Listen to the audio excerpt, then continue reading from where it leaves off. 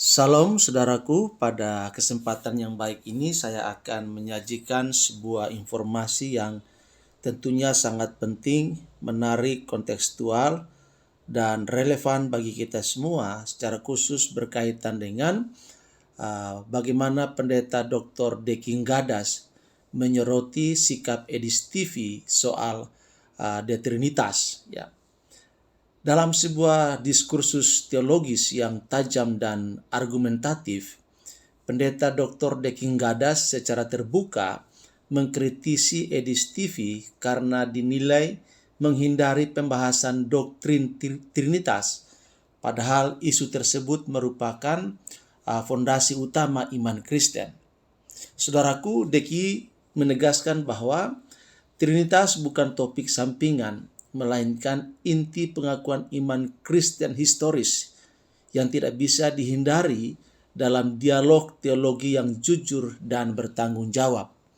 Menurut Deki, ketidakjelasan sikap terhadap Trinitas justru menimbulkan kebingungan umat dan membuka ruang bagi penyimpangan doktrinal.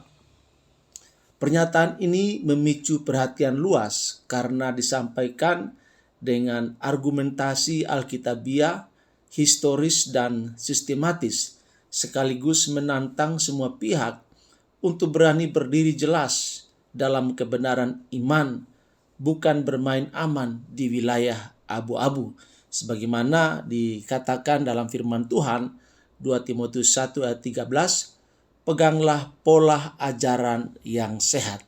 Nah, oleh karena itu, saudaraku, di kesempatan ini saya akan melampirkan video bagaimana Pendeta Dr. Deking Gadas menyoroti sikap Edis TV yang enggan atau tidak terlalu berusaha untuk menjelaskan Trinitas, tapi enggan untuk membahas soal Trinitas. Mari kita ikuti bersama videonya secara lengkap berikut ini. Di sini saya akan membahas dua topik spesifik sebagai lanjutan dari yang kemarin ya. Yang pertama, ada komentar yang menarik yang saya perlu tanggapi, dan komentar itu ada di seri video saya kemarin ya. Kalau saya tidak salah ingat, di komentar, jejeran komentar yang saya pin itu sudah ratusan komentar di situ. Kemarin saya baca, tapi tadi saya coba temukan karena waktunya sudah singkat, saya mau live. Saya sulit sekali scroll ke bawah karena yang berkomentar itu banyak sekali di tweet itu yang saya pin itu. Saudara bisa lihat di situ. Ada seseorang yang berkomentar mengatakan, di situ hanya enggan bicara tentang Trinitas, tapi kok dihajar sedemikian rupa. Jadi seakan-akan saya itu menghajar Edis itu secara tidak adil. Kemudian yang kedua, dalam kaitan dengan komentar ini, dan inilah yang membuat banyak orang tertipu oleh si bidat ini.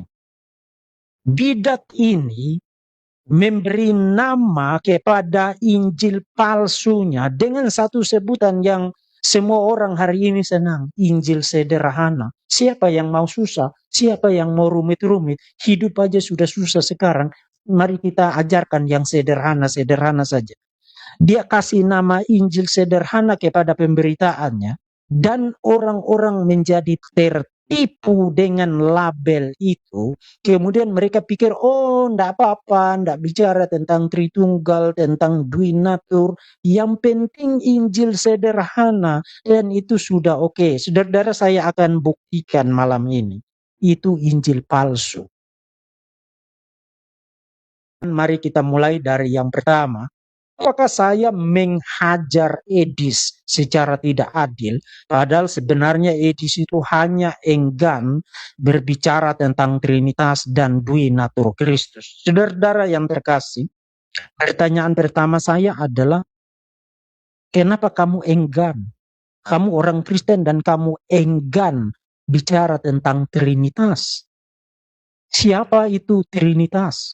Trinitas adalah Tuhan kita. Trinitas adalah Allah yang esa, Allah yang sejati, the true God of Israel, yang diajarkan di dalam Alkitab. Jadi adalah sesuatu yang aneh sekali, betul-betul keanehan yang saya tidak bisa bayangkan kalau ada seseorang yang self-proclaim, yang sebenarnya dia bukan siapa-siapa, tidak belajar apa-apa, self-proclaim, menamakan diri apologet, tapi enggan bicara tentang Trinitas. Itu kamu lucu sekali, saudara cek di channel ini. Topik terbanyak yang saya bahas itu apa? Trinitas. Lebih dari 100-an jam saya bahas tentang The Trinity. Dari perjanjian lama, segala tetebengenya, perjanjian baru, segala tetebengenya, sejarah gereja, segala tetebengenya, termasuk perkembangannya di dalam formulasi teologi Kristen sepanjang sejarah, segala tetebengenya. Saya bahas. Bukan hanya melalui sesi-sesi live, tapi juga seminar-seminar yang diadakan gereja-gereja, diadakan oleh kelompok-kelompok di dalam gereja tertentu, termasuk juga kelompok-kelompok tertentu mengundang saya bicara tentang The Trinity. Saudara, lebih daripada topik apapun, The Trinity ketika saya bahas dengan hati yang melompat-lompat. Why? Karena Trinitas itu Tuhan saya. Saya tidak punya keengganan untuk bicara tentang The Trinity. Kalau you mau bicara tentang The Trinity, ayo kita bicara tentang The Trinity. The Trinity adalah Tuhan saya, adalah hidup saya, adalah penyelamat saya, adalah pemilik daripada hidup saya. My everything is The Trinity. Jadi saya tidak boleh ada keengganan untuk bicara tentang The Trinity. Orang yang menamakan dirinya orang Kristen, tapi beralasan sana sini, berjuta-juta alasan untuk enggan bicara tentang The Trinity, saya mempertanyakan kamu loh. Itu Tuhanmu itu loh. Atau kamu Tuhannya lain? Ya kalau kamu Tuhannya lain, ya saya tidak heran kamu mau bicara tentang itu. Saya tidak ada urusan dengan Tuhan itu. Kalau saya tidak terlalu peduli dengan dia tidak terlalu peduli dengan saya. The Trinity itu Tuhan kita. Tuhan yang diajarkan Alkitab. Kok kamu enggan bicara tentang The Trinity? Kemudian saudara-saudara yang terkasih, itu yang pertama. Yang kedua, pertanyaannya adalah, kenapa Edis enggan? Kalau mengikuti komentar itu ya, saudara-saudara, saya akan kasih tahu saudara kenapa Edis enggan. Jawaban jujur, sederhana, belak-belakannya adalah, karena Edis itu bego. Dia tidak belajar apa-apa. Dia tidak mengerti apa-apa tentang kekristenan. Itu sebabnya dia memang tidak mau bicara tentang itu. Tapi ketika di dalam diskusi, ketika dia diperhadapkan dengan keharusan untuk bicara tentang itu, mendadak yang keluar adalah keanehan, kesalahan, kesesatan, bahkan ajaran bidat. Seperti yang klip-klip yang kemarin saya putar itu, ketika diperhadapkan dengan Bapa itu Tuhan, Yesus itu Tuhan, Roh Kudus itu Tuhan, sekarang kamu punya berapa Tuhan? Edis mendadak kalap, bingung, gagap, kemudian yang keluar adalah ajaran setan. Oh, 3 Tuhan. Kemudian dia olok orang lagi, karena kamu tidak bisa menghitung. Loh, justru orang bisa menghitung, kamu yang bego. Justru orang bisa menghitung, makanya mereka tanya kamu, kalau Bapa itu Tuhan, Anak itu Tuhan, Roh Kudus itu Tuhan, apakah kamu punya 3 Tuhan? Di setuju ya, 3 Rab, 3 Kurios. Itu bidat, itu Mormonisme. Makanya diperlukan orang belajar, supaya kamu tidak jatuh ke dalam ajaran sesat. Bapa Tuhan, Anak Tuhan, Roh Kudus Tuhan, tapi bukan 3 Tuhan. Why? Karena kekristenan sudah menyediakan jawabannya. Kita membedakan antara pribadi dan hakikat. Hakikat itu satu. Bapa memiliki hakikat itu secara penuh, yes. Anak memiliki hakikat ketuhanan itu secara penuh, sempurna, yes. Roh Kudus memiliki hakikat itu secara penuh, lengkap, sempurna, yes. Tapi bukan 3 Tuhan, karena hakikat itu satu. Hakikat ketuhanan itu tidak bisa dibagi-bagi menjadi, oke, kamu dapat sepertiga, you dapat sepertiga, Roh Kudus dapat sepertiga. Satu Tuhan, kita tidak percaya 3 Tuhan. Kenapa Edis tidak tahu itu? Kenapa dia gagap kemudian muncul dengan triteisme, mormonisme semacam itu? Why? Karena dia bego. Dia tidak belajar. Orang yang tidak belajar tapi memanfaatkan kemudahan teknologi untuk mengajar adalah kecelakaan besar terhadap kekristenan. Kamu selama ini tidak paham itu juga. Kamu hanya senang karena Edis bahas tentang Islam, tapi kamu lupa bahwa yang paling penting itu bukan tentang Islam. Yang paling penting adalah kamu mengerti, mengenal Tuhanmu, mengenal imanmu sendiri. Kan kalau Islam mau ngomong apa kan itu hak dia, itu urusan dia. Apa pengaruhnya dengan kamu? Kalau kamu memang mau memberikan jawaban, tugas apologetikamu adalah memberikan the defense of faith. Pembelaan iman. Artinya yang paling penting itu adalah imanmu. Imanmu perlu di-defense, dibela. Nah, yang dilakukan Edis ini bukan membela iman Kristen. Yang dilakukan Edis adalah merevisi iman Kristen menjadi ajaran sesat. Why? Karena dia tidak belajar. Itulah sebabnya dia alasan tutup malu dengan saya ndak mau bicara yang rumit-rumit, yang dogma-dogma itu, yang dibicarakan oleh master-master teologi itu. Why?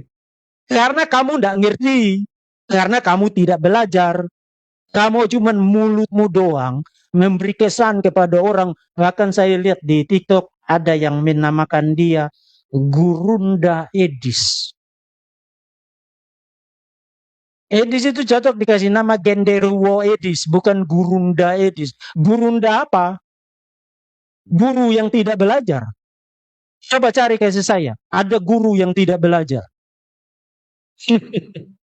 Itu alasannya kenapa Edis itu enggan bicara tentang itu, saudara-saudara. Lagi pula saudara-saudara yang terkasih, Yakobus pasal 3 mengatakan, saudara-saudaraku, janganlah banyak di antara kamu mau menjadi guru. Sebab kita tahu bahwa sebagai guru kita akan dihakimi menurut ukuran yang berat. Tidak banyak orang menjadi guru. Why? Karena untuk jadi guru itu, standar yang dipakai itu bukan standar kamu duduk di bangku jemaat, bukan standar kamu ada di sana. Standar yang dipakai itu adalah standar yang lebih tinggi. Pertama, kamu harus punya kualifikasi, memenuhi kualifikasi spiritual, kualifikasi teologis, tapi juga kualifikasi yang normalnya orang itu jadi guru, kualifikasinya apa? Kamu tidak mungkin jadi pengajar, jadi guru, kalau kamu tidak belajar. Why? Waktu kamu jadi pengajar kan kamu nuntut orang untuk dengar kamu kan? Nah, kamu sendiri tidak pernah mendisiplinkan dirimu untuk mendengar orang lain, duduk di kaki orang lain sebagai murid, sebagai learner, sebagai matetes yang setia, tekun, berkomitmen untuk belajar, proses yang panjang untuk belajar, tapi kamu nuntut orang untuk dengar kamu mengajar. Ini Edis. Dia belajar di mana? Siapa dosennya? Siapa profesornya? Karena duduk di kaki siapa sebagai learner, sebagai murid. Berdisiplinkan diri melalui proses kurikulum jenjang pendidikan yang mana. Lalu kamu sebut dia guru, menampilkan diri sebagai pengajar. Ini masalahnya. Dan nanti kalau kita ngomong begini, kamu bilang sombong lagi. Jadi kalau nyuruh orang belajar sebelum mengajar, itu berarti sombong. Kamu otakmu ini kok kayak bola kebalik ya. Otakmu ditaruh di tumit kah? Kalau sederhana begitu aja kamu tidak mampu paham. Nanti kamu putar balikan lagi untuk menjadi kesesatan dan kebinasaanmu sendiri. Oh, itu karena kamu sombong. Itu karena kamu angkuh. Jadi kalau kita ngasih tahu prinsip begitu berarti kita sombong, berarti kita angkuh. Kamu pintar sekali. Kemudian saudara, masih terkait dengan komentar ini, apakah saya menghajar Edis secara tidak adil? Bahkan ada yang berkomentar, jangan membidat-bidatkan orang. Ini kasihan sekali manusia-manusia begini. Ini sudah tahun 2025, sebentar lagi 2026, dan mereka masih jangan membidat-bidatkan orang. Jadi mari kita sobek aja Alkitab itu, karena Alkitab itu penuh dengan label kepada orang yang mengajarkan ajaran sesat, itu disebut pengajar sesat. Paulus sebut mereka sebagai anjing-anjing dan para penyunat palsu.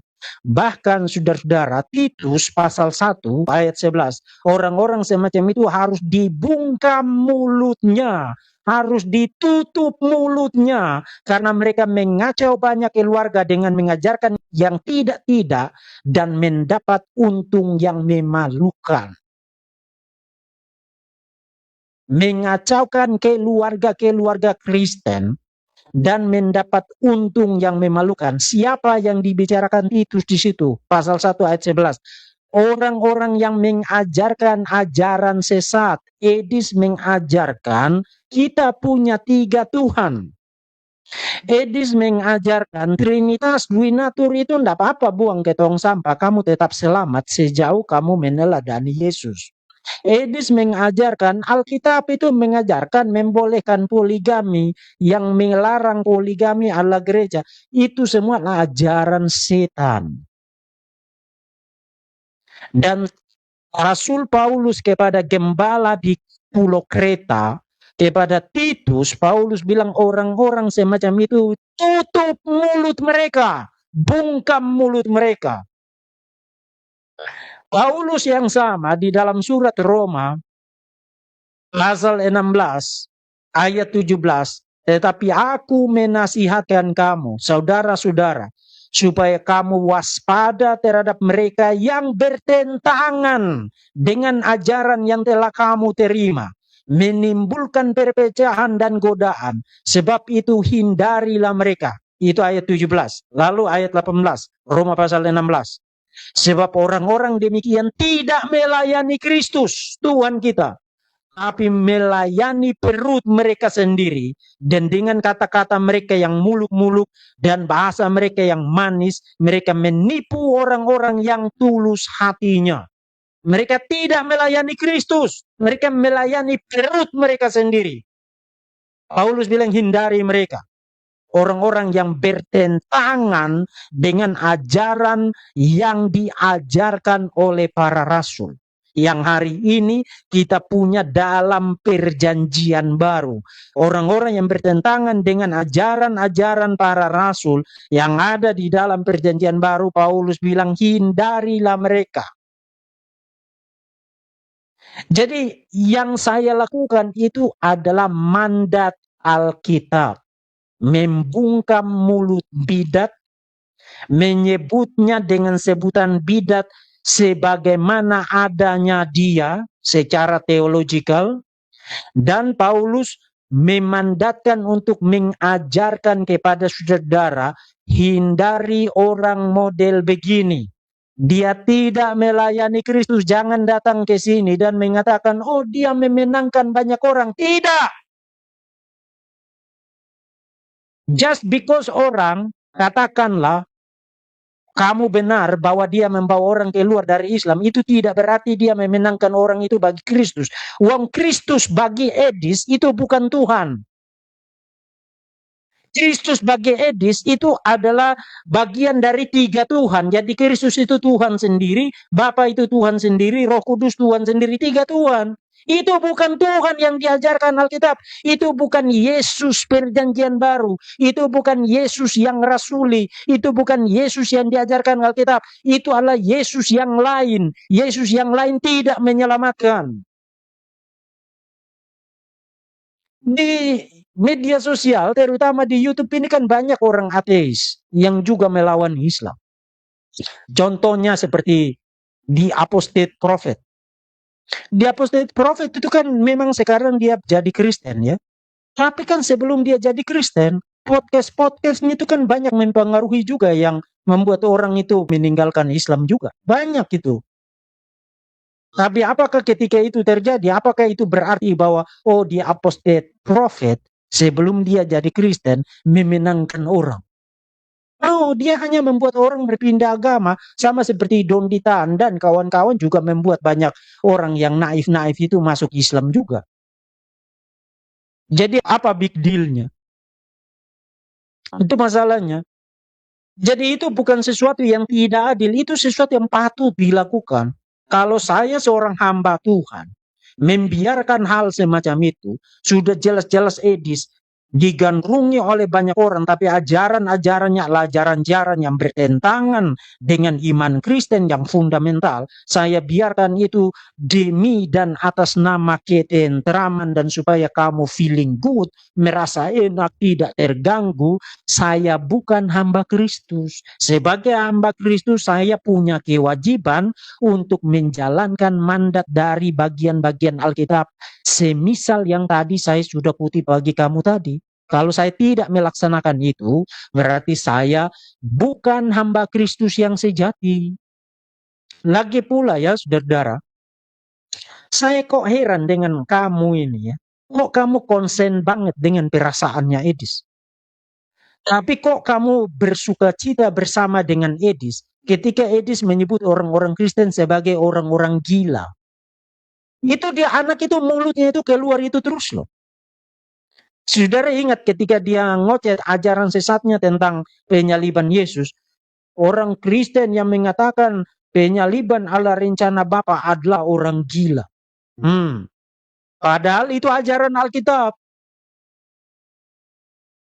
Jadi orang yang mengikuti ajaran Alkitab adalah orang gila.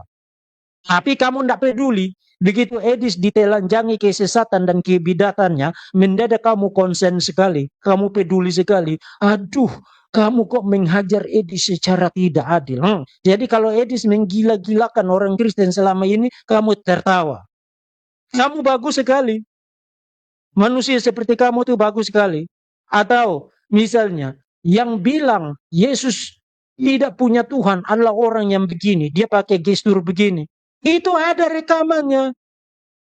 Artinya orang gila. Padahal dia yang bego dan ngerti apa-apa tentang iman Kristen.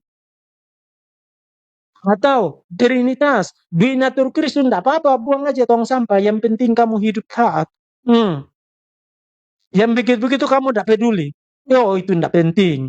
Trinitas mau dibuang ke tong sampah, binatur dia tidak penting. Tapi kalau begitu Edis dikasih tahu sebagai bidat dan benalu, mendadak kamu konsen sekali ya. Saya heran sekali dengan kamu ini ya. Pintar sekali kamu ini ya.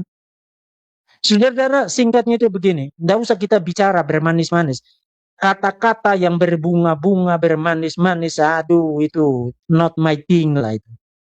Saya kasih tahu aja belak-belakannya begitu. Edis itu harus dihalau dari dalam kekristenan. Dia adalah pengajar sesat. Dia adalah serigala berbulu domba, seperti di dalam kitab Wahyu itu, berpenampilan seperti domba, tapi bersuara seperti serigala, dalam arti ketika dia mengajar tentang iman Kristen, ajaran-ajarannya itu ajaran sesat, ajaran ngawur, ajaran bodoh, ajaran menyimpang, bahkan ajaran bidat. Itu sederhananya begitu. Kamu otaknya yang IQ 78 pun mengerti itu. Itu intinya. Dan saya harus kasih tahu itu sebagai hamba Kristus.